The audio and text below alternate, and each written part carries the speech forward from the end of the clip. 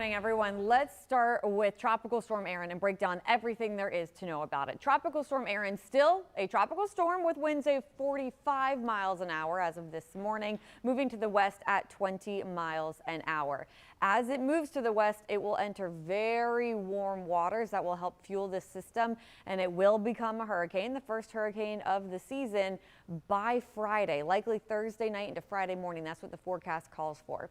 From there, it will hopefully, and it looks likely, turn a little bit to the north and miss a lot of these Caribbean islands. So that's good. But it is expected to strengthen into a major Category 3 hurricane over the weekend when near and north of Puerto Rico.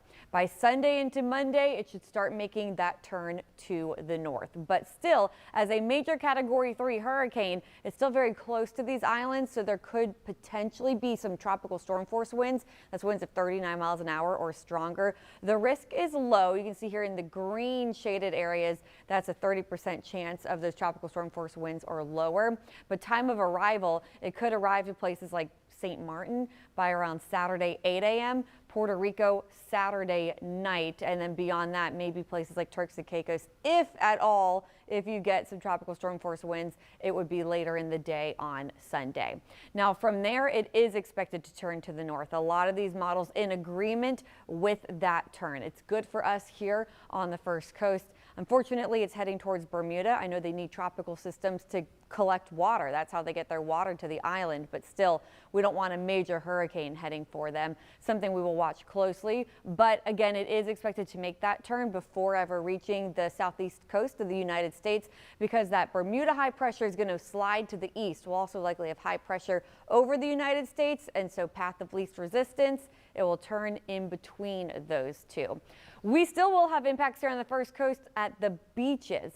So with this hurricane, soon to be hurricane, far off our coast, we'll still see a high rip current risk and some big swells. That could start as early as Sunday. So keep that in mind. If you're planning to go to the beach on Sunday, you definitely want to be near a lifeguard. This then will continue through next week, through at least about Thursday of next week.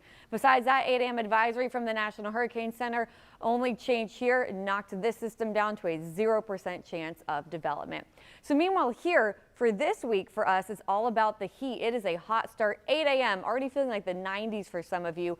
We do have a heat advisory that goes into effect at 11 a.m. It lasts until 7 p.m. for feels like temperatures of 106 to 110 degrees. Highs today, middle 90s, but again, feeling like an around and above 108 degrees. That's dangerous heat index values. That means you have to stay hydrated, take your breaks in the shade and the AC. The heat sticks around for the rest of this work week, and by Sunday, we'll watch out for some of those impacts at the beaches from Erin. Now let's get a check on the traffic with Crystal.